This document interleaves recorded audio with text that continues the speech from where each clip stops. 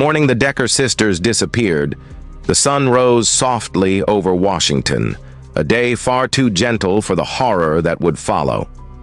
3 little girls, only 9, 8, and 5, climbed into their father's vehicle with backpacks full of crayons and stuffed animals, believing they were safe because they loved him, because children trust without caution. Their mother stood at the doorway, smiling a smile that wasn't real, hiding the unease she carried like a weight beneath her ribs.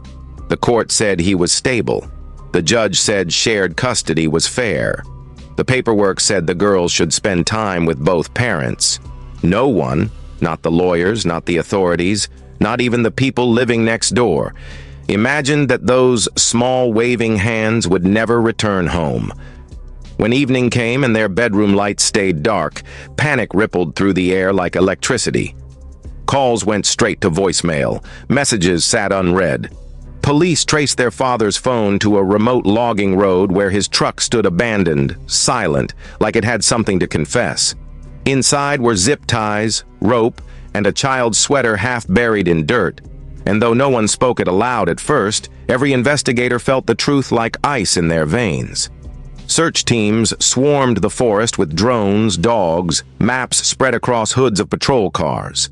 Their mother walked every mile herself, clutching photos, whispering their names into the trees, hoping the wind might answer back.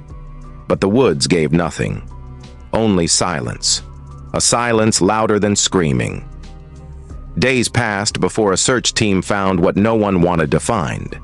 3 small bodies placed gently together beneath a blanket of pine needles, as though he couldn't bear to leave them apart, even in death. The coroner's report confirmed the worst. Bound wrists, zip ties, suffocation. No chance to cry for help. No chance to run. The country reacted with heartbreak and rage. How could a father turn on his own flesh? Why were warnings ignored? Why did a system meant to protect children fail them so completely? And then came the hunt. He vanished into wilderness as though the earth had swallowed him whole. For 4 long months, police tracked rumors. Footprints by a river, a shadow near a cabin, stolen food from a ranger station. Every lead faded like mist. But guilt is a predator that never stops stalking the man who tries to outrun it. And justice waits. In September, hikers discovered skeletal remains deep inside a ravine not far from where the girls had been laid to rest. DNA confirmed it. Their father was dead. No courtroom, no trial, no verdict spoken aloud. Some called it escape. Others called it cowardice. But there are many forms of justice, and some come quietly without handcuffs or headlines. Like a man spending his final days alone in the wilderness, surrounded by the same silence he forced upon his daughters. A silence he could never escape. Their mother still visits their room untouched, preserved like a memory frozen in time, toys still on shelves, little shoes waiting for feet that will never return. She places flowers at their memorial and whispers a promise carried by wind and tears. I will make sure the world remembers you. And she kept that promise. Their story spread across the nation like wildfire. Laws began to shift. Custody protection strengthened, missing child criteria reevaluated. 3 innocent lives became a catalyst that forced a system to evolve. The world will never forget the Decker sisters. Their voices may be gone, but their impact echoes loudly, a reminder that love should protect, not destroy. In the end, justice came, not through a judge's sentence, but through truth, change, and the undeniable legacy of 3 little girls whose story broke hearts, opened eyes, and demanded a better future. Months passed, yet the community felt as though time had frozen on the day the Decker sisters vanished. Their photos still hung on bulletin boards, candles melted to stubs in memorials where strangers stood and cried for children they never met. Schools held moments of silence, playgrounds built new benches in their honor, and every parent held their own kids just a little tighter. But grief, raw and relentless, did not end with their father's discovery. It only shifted into something else, a hunger for accountability. People demanded answers not just from a dead man, but from a system that handed those little girls over like they were pieces in a custody schedule. How many warnings were ignored? Why were the mother's fears dismissed as exaggeration? Why did it take tragedy to make the world listen? News reporters dug into court records and uncovered chilling signs. Past incidents downplayed, mental health concerns overlooked, counselors who flagged instability only to be buried under legal protocol. Each detail felt like a slap to the face of justice. If someone had acted sooner, those girls might still be alive. The story sparked outrage across America, parents flooding forums, town halls, and social media with one question that echoed everywhere: how do we stop this from ever happening again? Lawmakers faced pressure like never before. Committees formed overnight, hearings began, and the Decker case became the center of a storm powerful enough to force reform.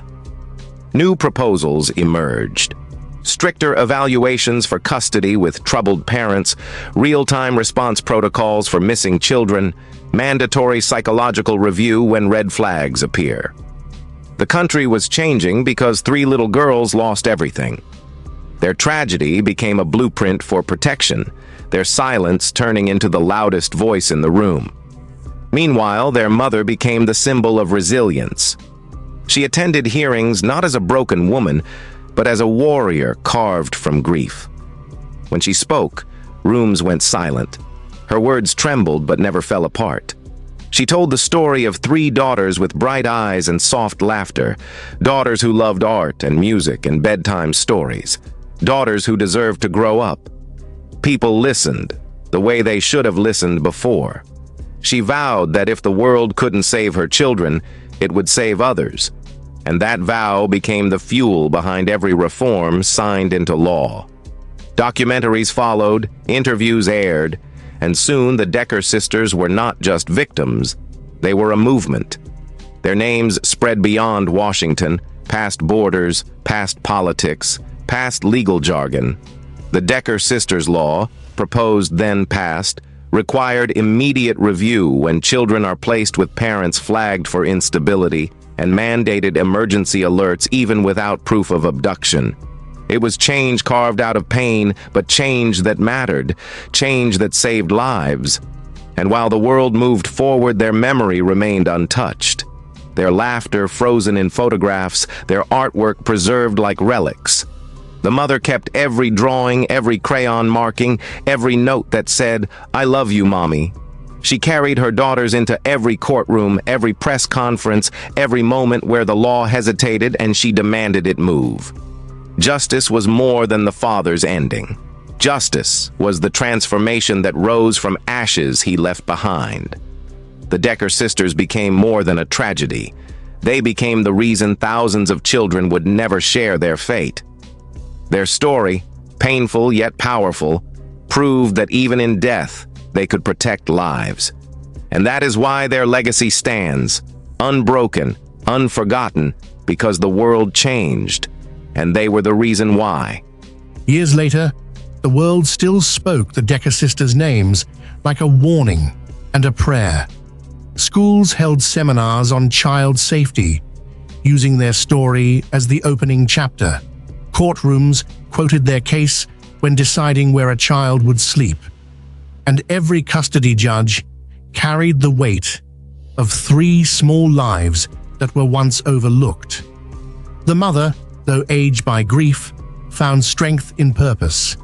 She became a voice for those who couldn't speak, meeting with families facing similar battles, holding their hands through hearings, guiding them through systems that once failed her. Each time a child was protected because of her efforts, people said justice was breathing again. But justice is not a single moment. It's a ripple, and the ripples had only begun. Investigators say that after the law passed, missing child reports nearly doubled in response speed. In one case, a 6-year-old boy disappeared during a visitation exchange with a father who had threatened self-harm. Before the Decker reforms, officials would have waited, watched, demanded more proof. Now they acted within minutes, issuing alerts, mobilizing units, kicking open doors, like time itself was the enemy. The boy was found alive in the back of a truck near a gas station, scared but breathing, rescued because the world learned from 3 sisters lost too soon. Their presence existed not just in memory, but in every child who made it home safely, every headline that ended in reunion instead of tragedy. The mother watched these successes quietly, sometimes through tears, sometimes with a strength nobody could explain. She once said in an interview, her voice steady but eyes glassed with emotion, "If saving others is all that remains of my motherhood, then I will save as many as I can." That clip spread across the internet like wildfire, millions sharing, millions listening, millions feeling their hearts twist and break and heal all at once. Pain had turned her into a lighthouse, and children everywhere became ship safer because she stood unshaken in the storm. But not every moment was hope. Some nights, she sat beside her daughter's beds, untouched for years, tracing the fabric of tiny dresses folded in drawers, breathing in faint scents of childhood that memory refused to let fade. The world had changed, yes, but a mother's arms will always ache for the weight they once held. Yet even in those quiet hours of longing, she repeated the same whisper to herself. Your lives mattered, your voices mattered, your story matters still. And it did. True crime networks produced documentaries, authors wrote books, activists cited their legacy in court. The Decker sisters became more than victims. They became a foundation of protection, a turning point in history, a promise carved into law and consciousness. Justice, so often slow and incomplete, found shape through them, not only in punishment for the guilty, but in protection of the innocent. Their father's end was only closure. The real justice was the world their story rebuilt. Their names, Emily, Chloe, Grace, became symbols, whispered by parents dropping kids off at school, by judges signing emergency orders, by officers rushing into action without hesitation. These names lived louder than the silence that once consumed them. Their legacy stretched far beyond one tragedy, becoming a shield for others, a reminder that eyes must open, systems must listen, love must guard fiercely, because the Decker sisters are not gone. Not really. They live in every child rescued, every law passed, every mother whose warnings are finally heard. They live in reform, in memory, in change born from heartbreak. And years later, as the world continues to protect those still growing, one truth remains unshakable. 3 small girls changed the world, and justice stands because their story demanded it.